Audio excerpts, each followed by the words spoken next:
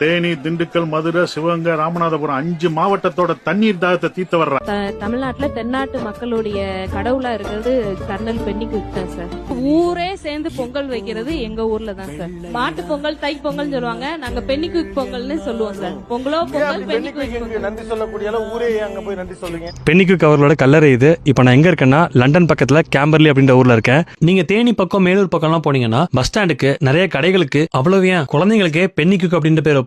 அவர் பிறந்தனால பொங்கல் வச்சு கொண்டாடுவாங்க. தமிழ்நாடு கவர்மெண்ட்டும் போலீஸ் கமிஷனரும் இங்க அவருக்கு சிலையே வச்சிருக்காங்க. ஒரு பிரிட்டிஷ்காரர் எதுக்கு சாமி மாதிரி கொண்டாடுறாங்க அப்படின்னு பாத்தீங்கன்னா, இவர் தான் முல்லை பெரியார் அணையை கட்டினது. ஒரு டேம் கட்டினதுக்கு இவ்வளவு கொண்டாடுறாங்க அப்படின்னு பாத்தீங்கன்னா, இந்த டேம் ஒரு இன்ஜினியரிங் மார்வல்னே சொல்லலாம். நீங்க இன்னைக்கு பாக்குற மதுரை வேற 18வது நூற்றாண்டுல 19ஆம் நூற்றாண்டுல இருந்த இந்த மதுரையை சுத்தி இருக்க அந்த 5 மாவட்டம் ரொம்பவே பசி, பஞ்சம், பட்டினின்னு வானம் பார்த்த பூமியா அவ்வளவு வறட்சியில வாழ்ந்துட்டு இருந்திருக்காங்க. 1798ல ராமநாதபுரம் சேதுபதி மன்னரோட அமைச்சரான முத்து இருளப்ப பிள்ளை தான் இந்த பஞ்சத்தை போக்குறதுக்கு ஒரு வழி சொல்றாரு. அது என்னன்னா, மேற்கு தொடர்ச்சி மலையில உருவாகி மேற்கு நோக்கி போய் அரபிக்கடல்ல கலக்கிற முல்லையாரையும் பெரியாரையும் தெற்கு திசைக்கு திருப்பி அங்க ஒரு டேம் கட்டி அந்த தண்ணியை இங்க கொண்டு வந்து பஞ்சத்தை போக்குறது தான் இந்த திட்டம். ஆனா அப்ப ராமநாதபுரம் மன்னரோட கஜானால காசு இல்லாதனால இந்த திட்டம் கைவிடப்படுது. அதுக்கப்புறம் இந்த பிரிட்டிஷ் கவர்மெண்ட் இந்த டேம் கட்டுறதுக்கு எவ்வளவோ முயற்சி பண்றாங்க. ஆனா இந்த டேம் நடைமுறைக்கு சாத்தியமே இல்லைன்னு ரிப்போர்ட் வருது. அதுக்கப்புறம் நிறைய தடங்கள் வருது. அதனால இந்த ப்ராஜெக்ட் ஆரம்பிக்கவே இல்லை. 1876ல இந்தியா அது வரைக்கும் பார்க்காத அளவுக்கு பஞ்சம் வருது. தென் தமிழகத்துல பஞ்சம் தலைவிரிச்சு ஆடி விவசாயமே பண்ண முடியாத அளவுக்கு ஒரு சூழ்நிலை ஏற்படுது. அப்பதான் பிரிட்டிஷ் கவர்மெண்ட் இந்த ப்ராஜெக்ட்டை மறுபடியும் ஓபன் பண்றாங்க.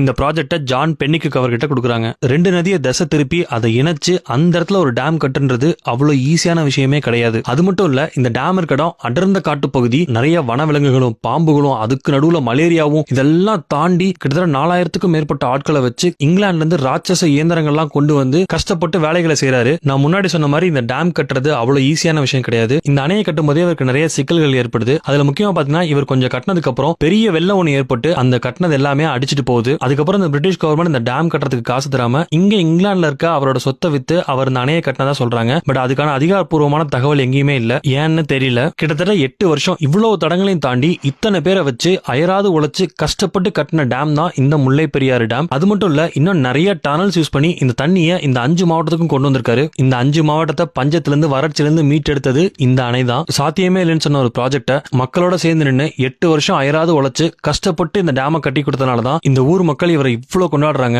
இந்த அணையை கட்டினது, இந்த அணைக்கு பின்னாடி இருந்த வரலாறு, இதுக்கு பின்னாடி எவ்வளவு பேர் கஷ்டப்பட்டாங்க அப்படின்றதுக்கு நிறைய வரலாறு இருக்கு. கண்டிப்பா அதை படிச்சு பாருங்க. ரொம்ப ரொம்ப இன்ட்ரெஸ்டிங்கா இருக்கும். நீங்க யூகே வரீங்க, அதுவும் லண்டன் வரீங்கன்னா கண்டிப்பா கேம்பர்லி வந்து பாருங்க. இவரை பார்க்க முடியலன்னு எத்தனையோ மக்கள் எங்கிட்டு இருக்கும்போது இவர் கல்லறையை வந்து பார்த்தது எனக்கு ரொம்ப மகிழ்ச்சியா இருக்கு.